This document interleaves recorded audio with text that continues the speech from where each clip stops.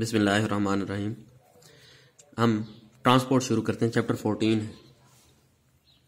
ये लॉकडाउन के जितने भी दिन हैं तो आपने अपना पिछला भी तैयार करना जो आपने कर लिया है, और आगे हम चैप्टर 14 करेंगे। देखिए, चैप्टर 14 के अंदर हमने ट्रांसपोर्ट जो है उसको डिस्कस करना है। ट्रांसपोर्ट होगी प्लांट के अंदर और ट्रांसपोर्ट है एनिमल के अंदर। लेकिन स्मार्ट सिलेबस के हिसाब से हम जो टॉपिक्स गिवन हैं उनको तैयार करेंगे सिर्फ। देखिए, इंट्रोडक्शन में वो बताता है कि जी इसमें हमने क्या क्या पढ़ना है, मतलब जितनी आगे सारी हेडिंग्स हैं वो सारी वो इसमें सम अप कर देते हैं कि ये चीज़ भी पढ़ेंगे, ये चीज़ भी पढ़ेंगे। ट्रांसपोर्ट का फ़ायदा, ट्रांसपोर्ट का मैकेनिज्म, ट्रांसपोर्ट के अंदर जो चीज़ें इन्वॉल्व हैं वो सारी। फिर आगे है नीड, ज़रूरत क्यों है जी ट्रांसपोर्ट की। लिविंग ऑर्गेनिज्म जो है, देखें, living organism is a complex of interactions of physical and chemical reactions. मतलब जो भी लिविंग ऑर्गेनिज्म है वो कॉम्प्लेक्स है, उसके अंदर फिजिकल और केमिकल जो रिएक्शंस हैं वो हर वक्त हो रहे हैं, उनका इंटरेक्शंस भी है, involving different elements and molecule. अब जो कॉम्प्लेक्स बॉडी है उसके अंदर हर सेल जो है, ऑल लिविंग सेल्स और living organism must obtain and transport certain material with in the body. कि हर सेल को खुराक चाहिए, हर सेल को पानी चाहिए, हर सेल को मॉलिक्यूल्स चाहिए, न्यूट्रिएंट्स चाहिए। अब हर सेल डायरेक्टली नहीं ले सकता होता, तो उसके लिए क्या करना पड़ता है, उसके पास चीजें पहुंचानी पड़ती हैं। वो जैसे कहावत है ना कि प्यासा कुएं के पास जाता होता है, लेकिन इस केस में क्या होगा, जो कुआं है वो खुद चल के प्यासे के पास आ जाएगा। ठीक हो गया ना, कि जो जरूरत की चीज है वो खुद उस प्यासे के पास, जो सेल है जिसको जरूरत है उसके पास पहुंचा दी जाएगी। And also transport and remove the waste out of their bodies of the cells. ठीक हो गया। अब ये तो हो गया जी फायदा क्या है जरूरत क्यों है हमें।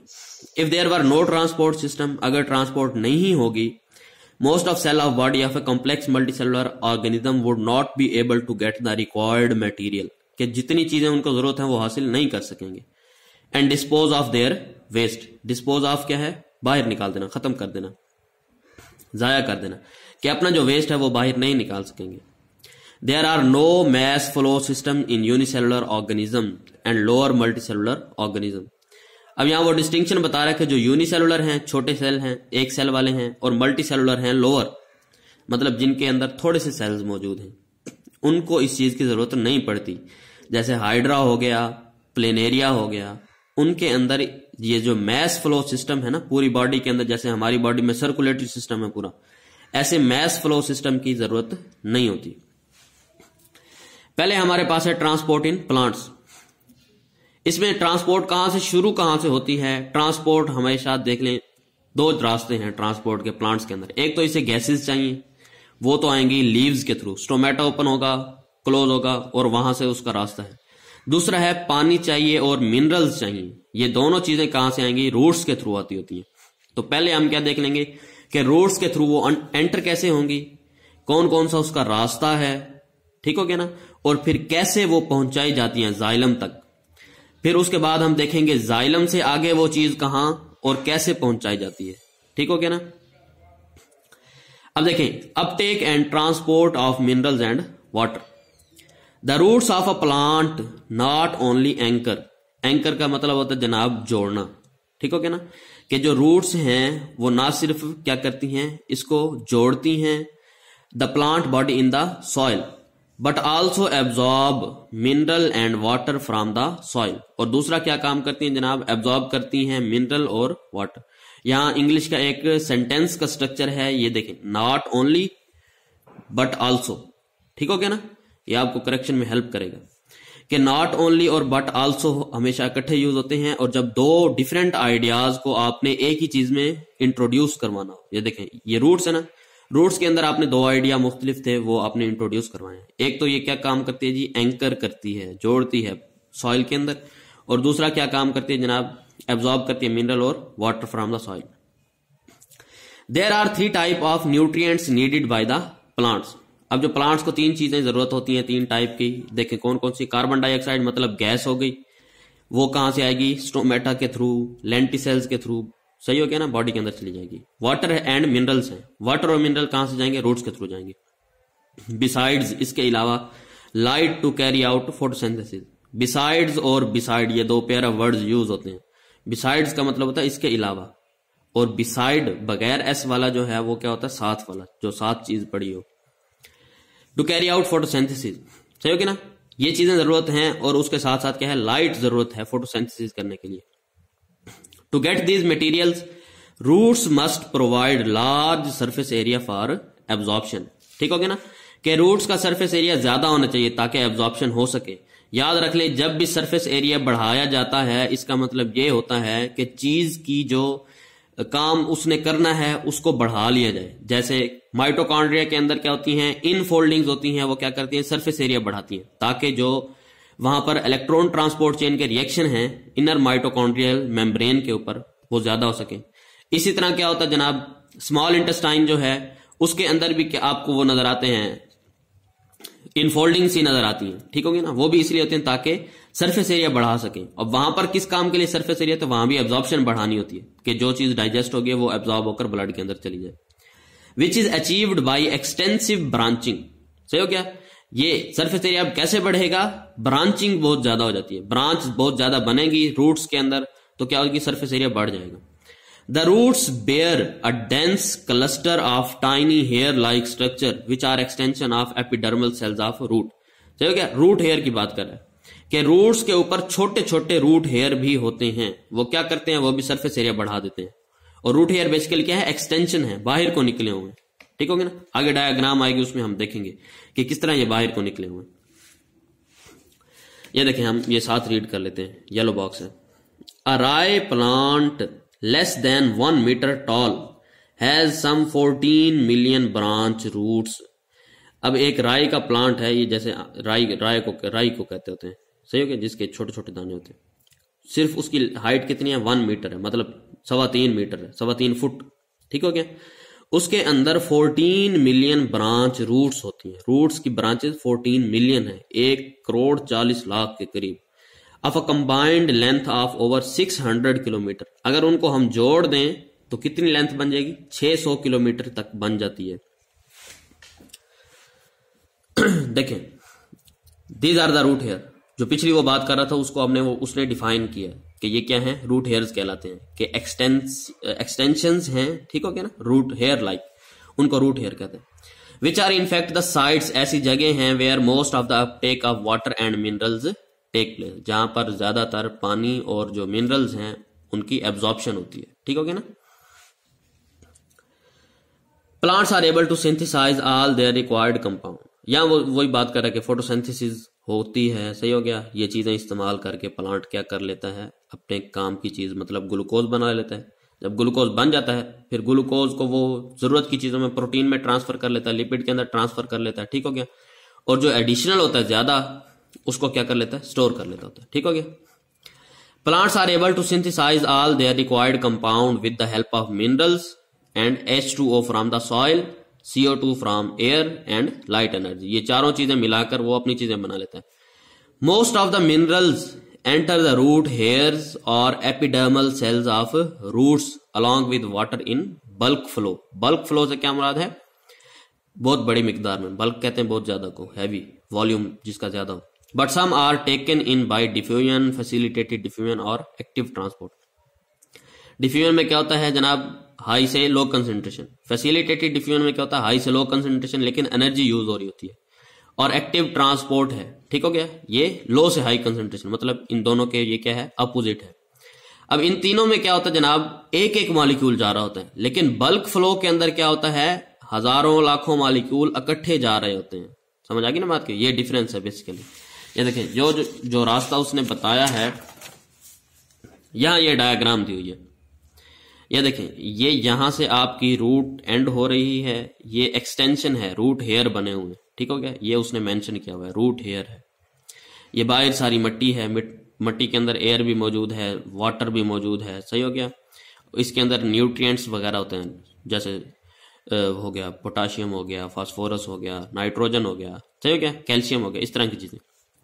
अब यहां से ये एंटर होगा, ये एपिडर्मस है, एपिडर्मस के बाद आता है कॉर्टेक्स। ये सारा जितना एरिया है ये कॉर्टेक्स कहलाता है।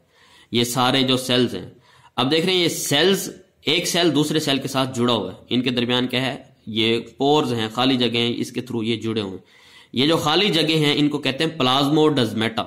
ये देखें, ये क्या नाम देते हैं, प्लाज्मोडेस्माटा। ठीक हो गया। हमने देखे ना सेल वाल, दो जो हैं प्लांट के अगर सेल हो उनकी सेल्स वाल आपस में जुड़ी होती है, यहां भी ऐसे है, सेल वाल जुड़ी है, लेकिन एक जगह ऐसी है जहां पर उसमें खाली जगह रह गई है। यहां से क्या हो गया, एक कनेक्शन बन गया, दो सेल्स को आपस में जोड़ दिया गया है। जैसे फंजाई वाले सेल में हमने पढ़ा था हाइफी क्या होते हैं, उसके अंदर पोर्स होते हैं। ठीक हो गया ना। सेप्टा होता है जिसके थ्रू चीजें एक्सचेंज हो जाती हैं, यहां भी वही सेप्टा है, खाली जगह है जहां से चीजें आगे ट्रांसफर हो रही हैं। ठीक हो गया ना।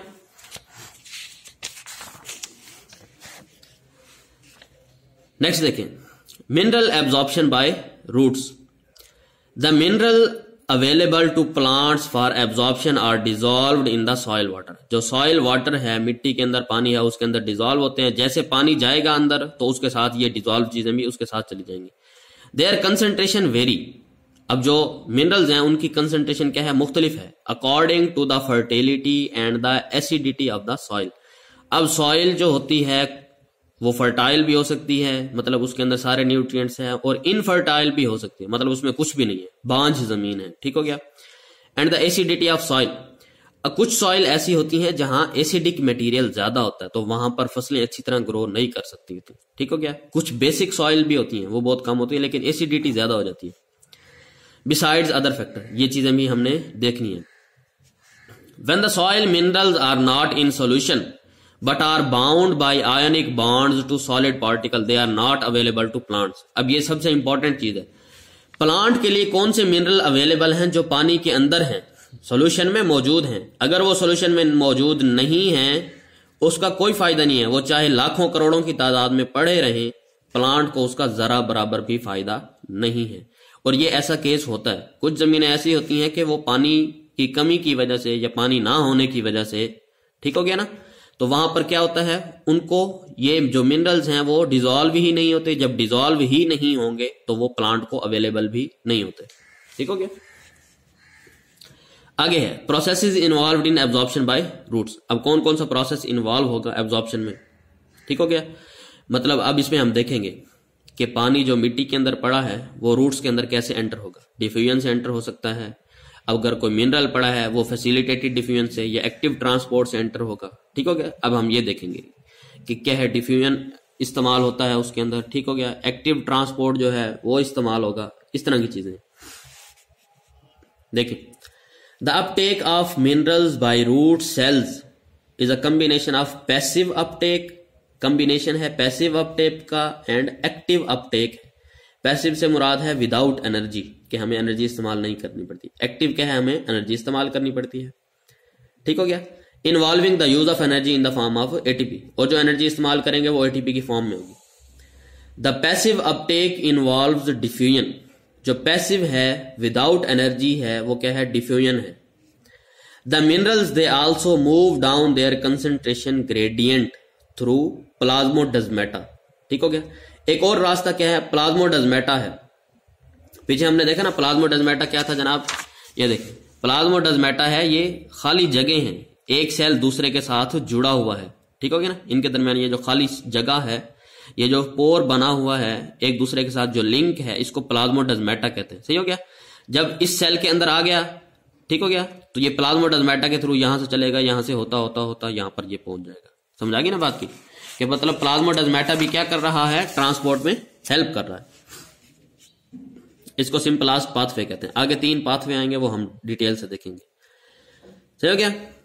2 सेल्स ऑफ कॉर्टेक्स। सही हो गया कि प्लाज्मोडेस्माटा से सेल्स ऑफ कॉर्टेक्स, ये देखें ये कॉर्टेक्स है, ये जितने भी यहां से लेकर यहां तक ये सारे के सारे सेल्स क्या कहलाते हैं, सेल्स ऑफ कॉर्टेक्स। मतलब यहां से ये देखें, यहां से चीज एंटर हुई है ना, यहां से हुई डिफ्यूजन से एंटर, यहां तक आ गई।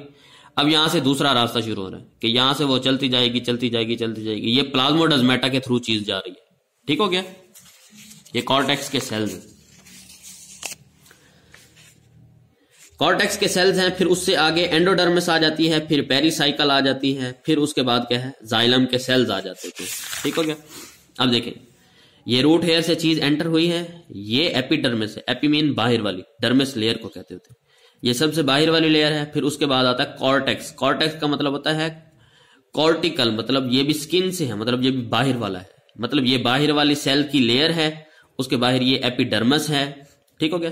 फिर उसके बाद एंडोडर्मिस है, ये अंदर वाली सेल्स की लेयर है, ठीक हो गया ना, एंडोडर्मिस है। फिर उसके बाद आगे ये क्या है जनाब, वास्कुलर सिलेंडर है, सिलेंडर ये जाइलम सेल्स को कहते होते हैं, ठीक हो गया। ये देखें ये पेरीसाइकिल है, जैसे एंडोडर्मिस है उसके बाद ये क्या आ जाती है, पेरीसाइकिल आ जाती है, मतलब एपिडर्मिस के बाद क्या आएगी, कॉर्टेक्स, उसी तरह एंडोडर्मिस के बाद क्या आएगी, पेरीसाइकिल आएगी, ठीक हो गया। नेक्स्ट देखें, ये इसके सारे मतलब पार्ट्स हैं।